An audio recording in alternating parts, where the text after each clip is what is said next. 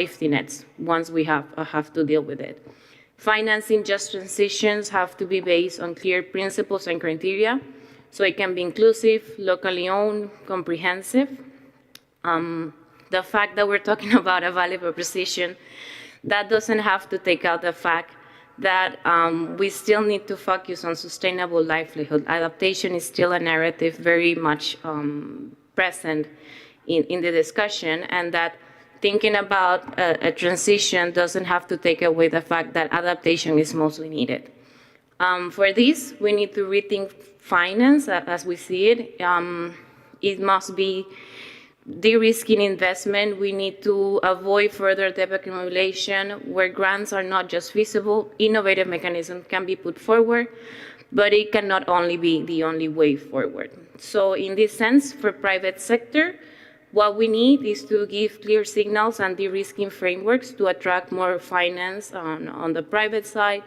We need to acknowledge that we have context-specific constraints, that private engagement must complement what are the public efforts, and that at the end we will need a systemic reform, so the current structural adjustments and historic disadjustments need to be rethink under this global financing structure to actually enable countries to invest on their own transition pathways.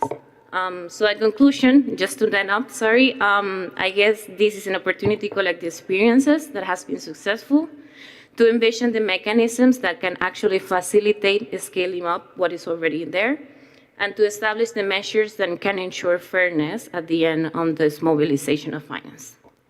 Thank you.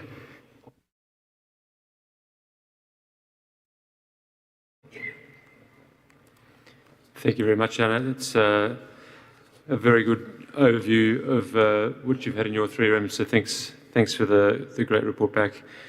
I now move to the second topic of innovation and technology transfer, and invite Valeria Pelez-Cordona of Women in Europe for a Common Future to report back on the discussions. And just before I do that, just want to note, I know there's a couple of requests in the virtual room. On the finance one, we're going to have the 3 report backs first, and then we have the opportunity for interventions to come in on all 3 in a collective short session after the 3 report backs. Thanks. Over to you. Thank you. I will be brief. So I'm just going to summarize the findings. The first one is equity and accessibility. So technology transfer and development must be equitable, demand-driven, context-appropriate, and accessible to developing countries, to especially non-Annex 1 countries. Integration of indigenous and local knowledge, but also gender-responsive technologies and mainstreaming. Many countries stress the need to combine modern technologies with indigenous, local knowledge, but also with gender and community-led solutions.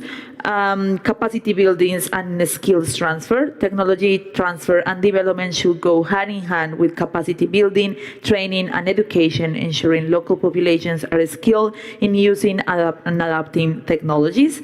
Private sector and financing. Access to finance remains a barrier. There's a call for de-risking mechanisms, private sector involvement, and innovative financing. Just transition in the context of technology transfer and development must support a just transition, creating local jobs, respecting community values, and ensuring no one is left behind.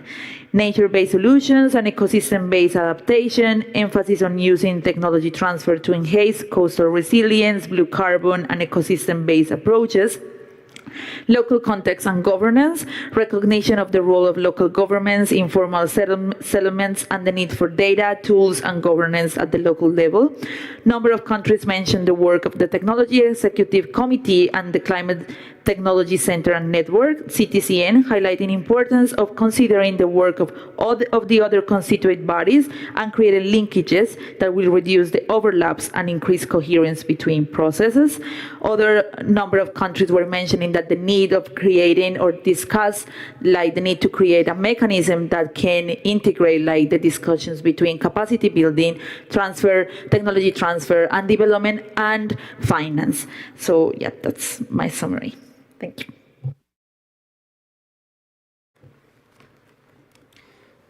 Thank you very much, Valeria. It's a very good summary as well. Thanks for all the work and all the inputs.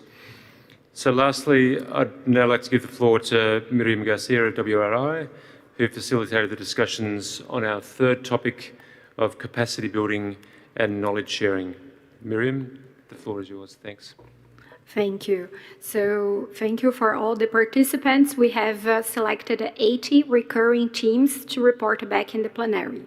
So the first is capacity building needs to be locally led, context-specific and long-term. So one size does not fit all. Capacity building initiatives must align with local realities, cultures, and ecosystems. Country and community ownership were mentioned several times in all the rooms, from design to the implementation, so the entire cycle of adaptation political process. Indigenous people and local communities play also an essential role. The second point was the fact that ethical incorporation of diverse knowledge systems. So combine scientific, indigenous, local, traditional knowledge on equal footing. University, regional hubs, and community academies can bridge those systems, and capacity building and knowledge sharing should be multi-directional and conducted in a transparent and accountable manner. The third point, learning by doing and participatory approaches. So learning by doing builds practical skill set and trust, and inclusive and multi-directional engagement, so involving not only formal works, but also informal works, women, youth, indigenous people, and other vulnerable groups, underpins effective adaptation and minimizes the risk for maladaptation. Number 4, just transition as the cross-cutting framework. This was also echoed in several interventions. So capacity building should simultaneously advance adaptation, resilience, and social equity. Upskilling and reskilling the workforce, especially informal and frontline works in rural and urban settings, are critical. Adaptation actions and just transition should not focus on bouncing back, but leap forward. We should not be reactive. 5, preventing maladaptation through local ownership. Maladaptation risk drops when local actors lead planning, data, interpretation, and decision-making. Tailor-made monitoring and evaluation and iterative learning safeguards against unexpected consequences. Number 6, enabling environments and policy coherence, so coherent policies and predictable implementation facilitate financial flows and private sector engagement, and coordination across sectors and government levels as well, so from national to subnational governments, break silos and maximize co-benefits. 7, finance, technology, and South-South cooperation. Easy, actable access to climate finance and appropriate technology remains essential. South-South and triangular cooperation accelerate peer learning and resourcing pooling. And finally, institutionalization of knowledge-sharing platforms. Climate academies, regional adaptation hubs, and data portals institutionalize lessons and the cases that we've heard here. And finally, leveraging existing work of various constituted bodies and work programs under the UNFCCC. That was all. Thank you.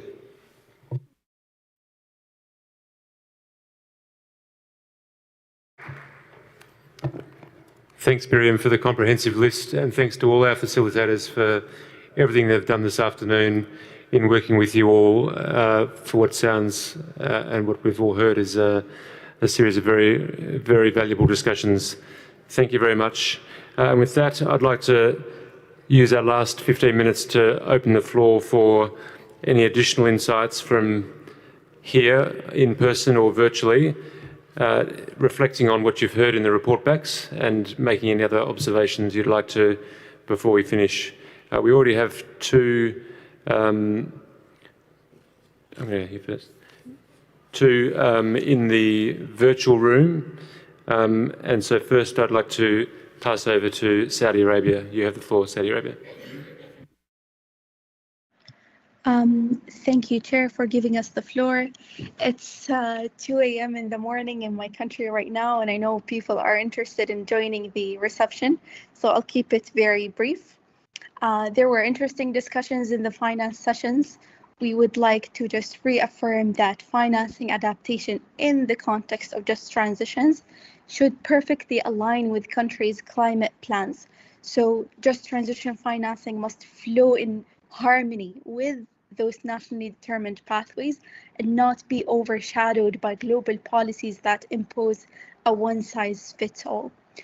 There were some remarks targeting fossil fuel subsidies, and we'd like to reflect on that, especially that unreliable energy access continue to deprive hundreds of millions of people of basic energy services.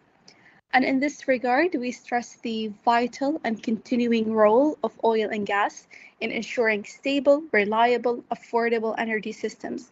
We'd like to highlight as well that calls targeting fossil fuel subsidies fail to recognize that for many developing countries, those subsidies are essential for ensuring energy access by keeping prices affordable, maintaining economic stability, advancing national development and just transitions, as well as supporting countries to cope with the adverse impacts of climate policies at the global level. So we cannot really overlook the fact that millions in developing countries still suffer from energy poverty. Fossil fuels and fossil fuel subsidies are very much essential, and we need the full spectrum of energy sources, of options, and solutions as well. We cannot restrict policy options at this stage or make it more difficult than it already is for developing countries to secure affordable energy for their populations. And if anything, honestly, this is far from just. I'll keep it short, and over to you, Chair. Saudi Arabia, thank you. And next, I'd like to also stay in the virtual room and pass over to Can International. Thank you so much, Chair. So regarding the full range of means of implementation, what we would like to say is that adaptation through community-led nature-based solutions is key. In that sense, our just transition must be popular, community-driven, and feminist. By integrating communities as key actors within the execution of nature-based solutions, we can work directly towards building resilient communities and new economic activities which bolster climate resilience in society and provide tangible benefits for the whole of society. In that same sense, we must build up and strengthen existing energy cooperatives. Energy production and distribution must be shifted towards communities producing it for socially beneficial activities. We would like to stress that renewable energies, especially in Latin America, have transformed people's lives and given communities reliable energy access which they didn't have before. Overcoming energy poverty requires direct investment from the parties, but it also requires us to build new ways of understanding how we generate this energy. Food systems, water security, household heating, social protection systems, disaster prevention through the restoration of ecosystems such as wetlands.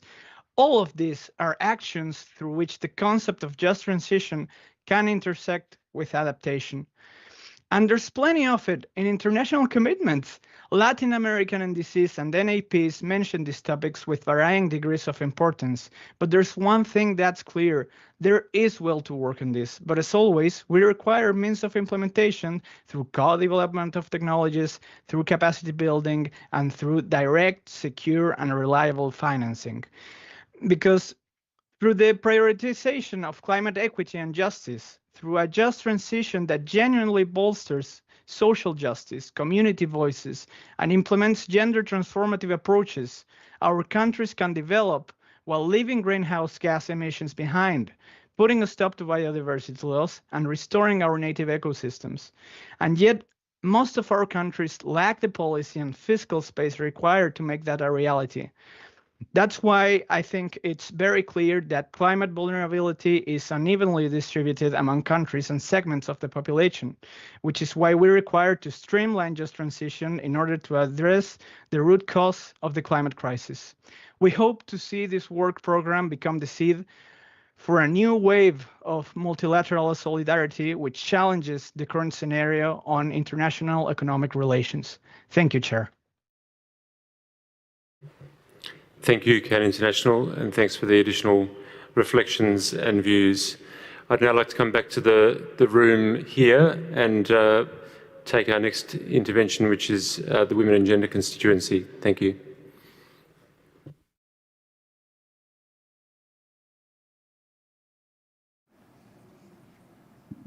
Thank you so much, Secretariat. I would like to make 3 points that were not mentioned before, and I would like to have one first point that ubicates us in the geopolitical context that we are living right now, and to have a coherent and sincere conversation. Because what we are funding right now is not a transition for life, is not a transition for dignity, and is not a transition for the people and the communities that we have been so much speaking now. The funding that is going is currently being as well concentrated in the military spending, with 2024 having a 9.4 increase in the military spending, about 2.7 trillion. So if we are going to really move as well into the narrative that the Brazilian presidency has been placing of the mutirão, and I hope that I said that correctly, is advancing collectively towards something that is better than fueling and funding murder. So we need to ask that. And the second point is interconnected to the financial architecture, a financial architecture that is backed with unfair trade rules, that is not allowing actually countries to develop their own industrial policies that call for their sovereignty, for their own development models. A second as well is a financial system that instead of rewarding climate action is punishing those countries that take bold steps. And here in one of the conversations, I brought the example of Colombia, when actually they took the step of divesting from fossil fuels and made the announcement. What we saw was a punishment from the financial system coming down into different ranks and so on and so forth. So how is that financial system actually serving the transitions that we want to see? Is not really put it in place, and that is part of the overall conversations that we are not only having here at the UNFCCC, but also happening outside and in the reality of those that we are trying to serve with the different dialogues and at some point come to implementation. Thank you. Thank you for the additional points and for the specific examples. Do we have any other? I see the European Union. You have the floor.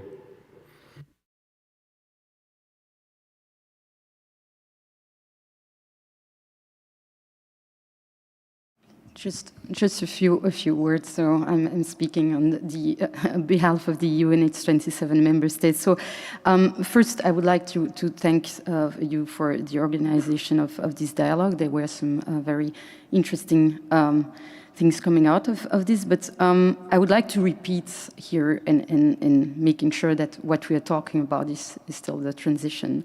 So it is clear that time for action is short, and that a just transition is key to keeping the 1.5 temperature limits within reach. And so the UAE consensus is clear about the need to transitioning away from fossil fuels and their subsidies in a just and orderly manner in order to keep these 1.5 temperature limits within reach and to achieve net zero emissions as soon as possible and by 2050 at the latest. Risks and projected adverse impacts and related losses and damage from climate change escalates with every increment of global warming. And so greater level and speed of mitigation will reduce the magnitude of climate risk to which people, places, the economy and ecosystem will have to adapt. And so in this necessary transition, what we are talking about under the Just Transition Work Program is how to put people workers and households in vulnerable situations most affected by the challenge of the transition to net zero and climate resilient societies. And this should remain our focus. Thank you. Thank you, the European Union. Do I see any more flags here or virtually? All finished for the day? It's been a long day, but a good one. Okay, I think nothing more online. Okay, then let's draw a close as we approach 6:30. You can still make that reception, I'm sure. But thank you one and all today for sharing all your experiences, your knowledge, and perspectives on the series of discussions we've had today. It's made for a really fascinating and productive first day of this dialogue, and so really appreciate all the engagement, and to thank again the icebreaker presenters and our facilitators for all the efforts that they've made during the day. We come back tomorrow morning at 8:30 a.m. where we'll embark on a half day to conclude our dialogue. But it's going to be an important half day in terms of, first of all, come back with just a short takeaway from today, and then we go into the similar modality of having breakout sessions for the morning, and then a final plenary to close by 1 o'clock. And so with that, I wish you all a very pleasant evening and look forward to seeing you all here in the same room. No, it's not the same room. Meeting room 3. As I said that, I knew it was going to change. Meeting room 3 tomorrow morning at 8:30. Thanks, everyone. Enjoy your evening.